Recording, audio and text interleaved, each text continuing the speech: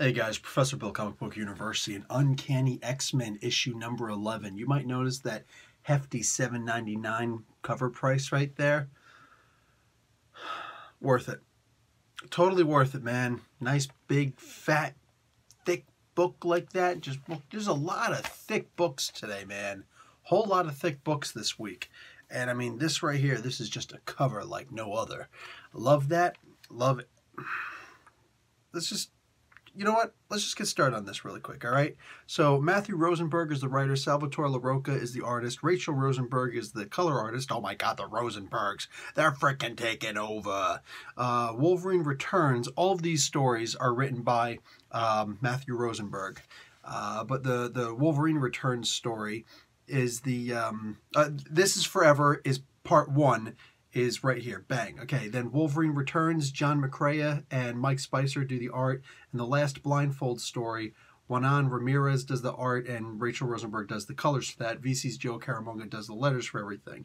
Cover artist Salvatore LaRocca and Rochelle Rosenberg. And I'm not getting into all of these freaking cover artists, dude. Way too many cover artists. So let's just say Stan Lee and Jack Kirby created the X-Men and move on. Look. Every X-Men story is the same. How do I know that? Well, because it's the very first page. The very first page, that's what it says.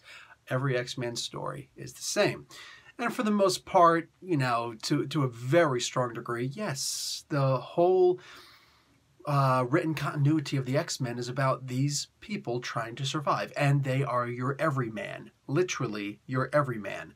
They are every version of a human you can imagine. Straight, gay, rich, poor, black, white, whatevs, man, you name it, they're all represented in various different mutants.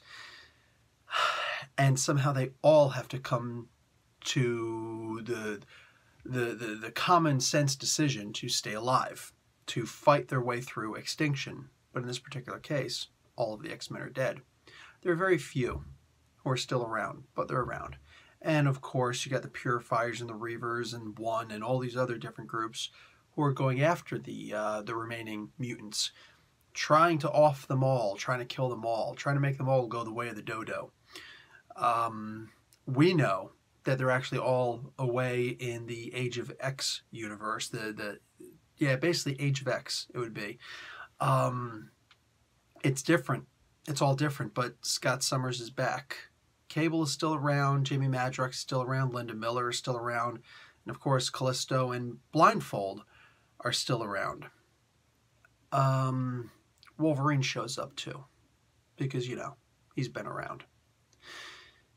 There were parts in this story that are going to make you do this crazy laugh, where you're laughing and hyperventilating at the same time, because your heart is swelling with pride being able to read a really good mutant story.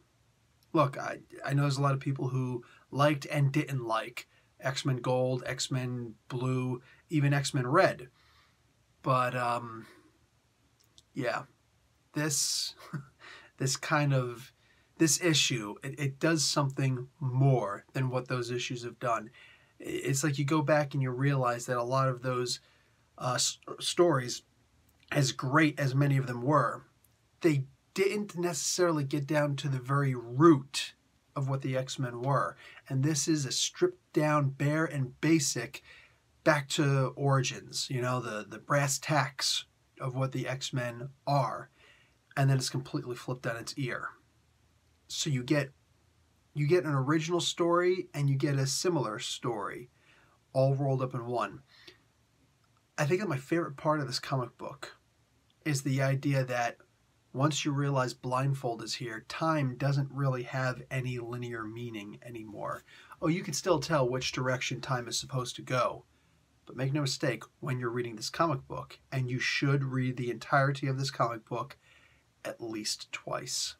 It's a big fat one. It's time to get your money's worth on this one, dude. Read this comic book twice. Because there's a part where time is perceived backwards. And you'll get confused if you don't recognize that's what you're reading. I enjoyed this. enjoyed the hell out of this comic book. I know there's a lot of people just like, hey, Bill, are you, really happy they're going to be doing Uncanny? I don't care what they're calling the damn comic book. They can call it the Fruity X-Men for all I care. You know what? I'm going to sit down, I'm going to pour some milk on it, and I'm going to eat the little crunchy fruity pebbles, and I'm going to enjoy them. But I'm not going to go goo-goo gaga because they're naming something something. I'm not going to go goo-goo gaga because they're putting this artist or this writer on something. I don't care if Chris Claremont comes back with John Byrne and freaking Stan Lee is publishing. I don't care. I'm going to take each story on its merit. This story, quite literally, turned the entire X-Men universe on its ear and was still walking down the exact same path that all the other X-Men books have always been meant to walk down in the first place. Pretty damn impressive. Yes, I do think that, little spoiler, okay? There is a story called The Last Blindfold Story. I think it might actually be her last story. I'm pretty sure she dies in this, okay? Pretty damn obvious, but you never know, because X-Men don't stay dead for long. Case in point, the two main characters of this book, Scott Summers and freaking Logan. This was a hell of a book, though, man.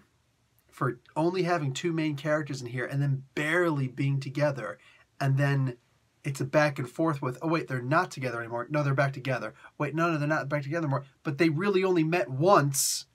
Like, they're messing with time in this one, dude. And you have to be on your toes when you're reading this book. And again, it's worth it. Dude, definitely check this story out. Definitely check this out. If I had to make a complaint about this, it's that I'm not a huge fan of the way that Captain America was treated in the book. It is what it is. It is what it is. There were still some really good things said. There were some really good things done. But Captain America didn't have that leadership value that he has in all of his other books. I feel like when X-Men books are written and Captain America's in the book, he's not really Captain America anymore. He's just some guy who's, here's an opportunity to make a mutant shine, and usually it doesn't work. And I didn't really feel like it necessarily worked here either. Oh, there was a great chance to. Unfortunately, it was a chance for what Scott was going to say afterwards, and he didn't say anything Scott Summers-y. Instead, he said something very desperate-y. But I get it. I get it. I just wish that it were somebody beside Captain America that was being used. But I guess that the allure of using the guy who faced off, one-on-one against Scott Summers in the Avengers vs. X-Men was just too lucrative to pass up. Well, that's fine. But I do wish that part was done better. Aside from that, man, this is a solid book. Like I said, there's going to be moments in here that are going to get you like choked up while you're laughing and rooting for your team, the mutant team. Also really good use of Jamie Madrox in here. Who would have thought that Matthew Rosenberg knows how to write Jamie Madrox after his 5-issue limited series? I mean, pfft. So as soon as I saw him show up, I was like, okay, good, because I feel like Matthew Rosenberg is Jamie Madrox, and he's doing everything through this guy. So, not too shabby, not too shabby. Anyways, guys, really good book. I'm definitely recommending it. Professor Bill, Comic Book University. Class dismissed.